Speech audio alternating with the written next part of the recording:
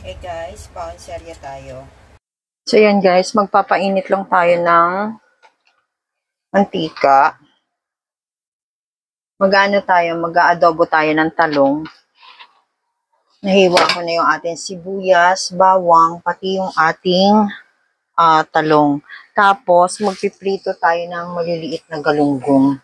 Si Bossing ang bumili nito kaya gusto daw niyang baunin. Nahiwa ko na yung ating talong. Yan, nakababad na siya sa water. Then, magigisa tayo. Gamit tayo ng giniling. So, ayan yung ating bawang. Ating sibuyas.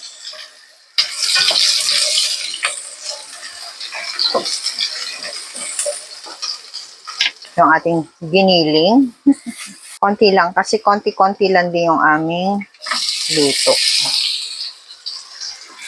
So, ayan yung ating giniling.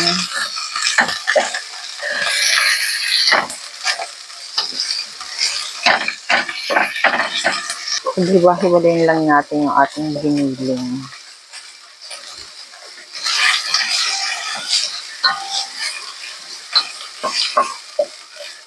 Hindi naman kasi po pwedeng, isda lang yung babaunin niya.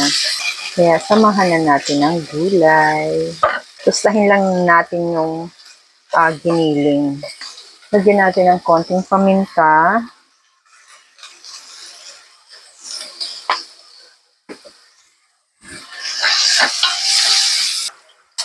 Bali 7 pirasong talong to na maliliit at maiiksi.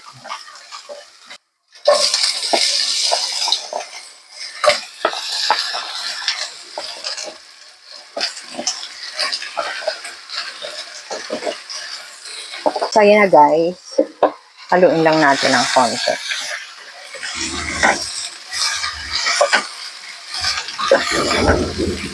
Lahat ng kulog.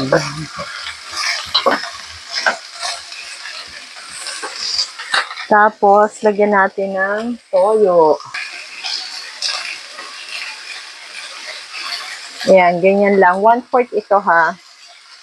Mag-a-adjust na lang tayo mamaya. Kasi maglalagay tayo ng oyster sauce. About, yan, 2 tablespoon na.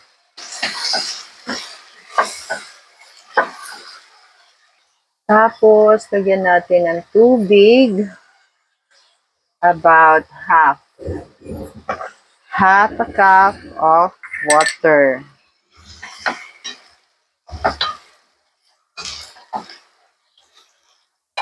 Takpan lang muna natin.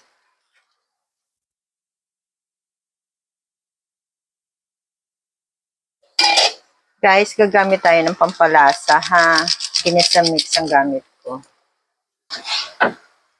Ayan. Pwede na tayo maglagay ng vinegar. Ayan, 2 tablespoon ng vinegar. Ito guys, kahit wala siyang, hindi siya ilagay sa ref, tumatagal ito. Wag lang ng mga 3 araw ha. Tagal naman ito maghapon. Ayan. Hindi siya na agad-agad napapanis. Gawa ng vinegar. Para sure tayo sa lasa, titikman natin.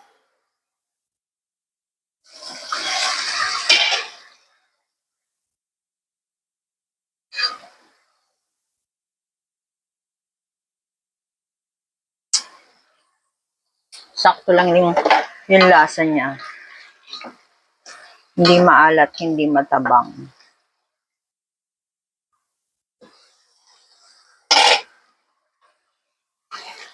Ayan. So guys, pwede na yan. Mag-start na tayo magprito ng fish. So ito guys, magpiprito na tayo ng galunggong na maliliit. Ayan lang yan oh. Nalinis na yan. Tapos, lagyan lang natin ng, maliliit lang talaga to. Yan, ganyan siya oh. Ito na yung pinakamalaki. Yan, ganyan. Lalagyan lang natin, ay meron pang cute. Meron pang cute size. Lalagyan lang natin ng asin at harina.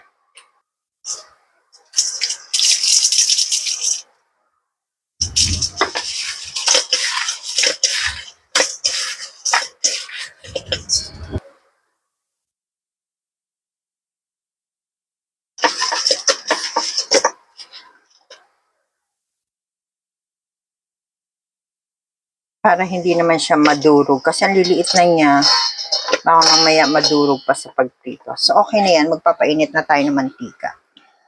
So, guys, gamit lang tayo ng, ang gamit ko is yung used oil na mantika. Used oil na mantika. Basta, used na mantika ang gamit natin. Medyo, ayan, nape-preserve natin yung mga used oil natin. Ayan, nakikita nyo ba? Mura lang to sa sa Orange App. Obvious naman na mainit na yung ating mantika. Naiwanan. Kasi yung mga aso ko, nagpasaway.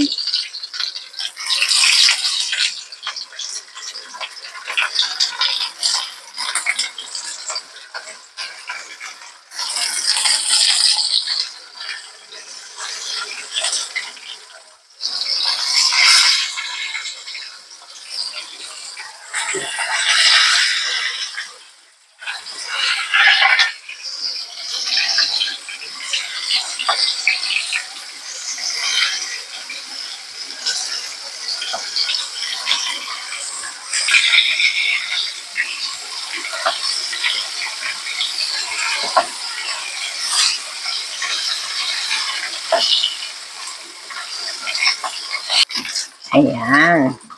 Diba? Kahit na frozen siya, hindi siya, tawag ito, nadudurog. Kasi, nilagyan natin ng harina. Tapos, lagay lang natin sa may paper towel. Hi guys! Ito na po ang finished product ng ating baon serye. Sana po ay nagustuhan nyo ang video na to. And if you do, please click like, share, and subscribe na po kayo sa channel ko if you haven't subscribed yet. So this is Ellen saying bye-bye. See you again next time. God bless everyone. Thank you for watching. Please click the notification button para ma-notify kayo every time na magpo-post ako ng bagong video. Thank you for watching.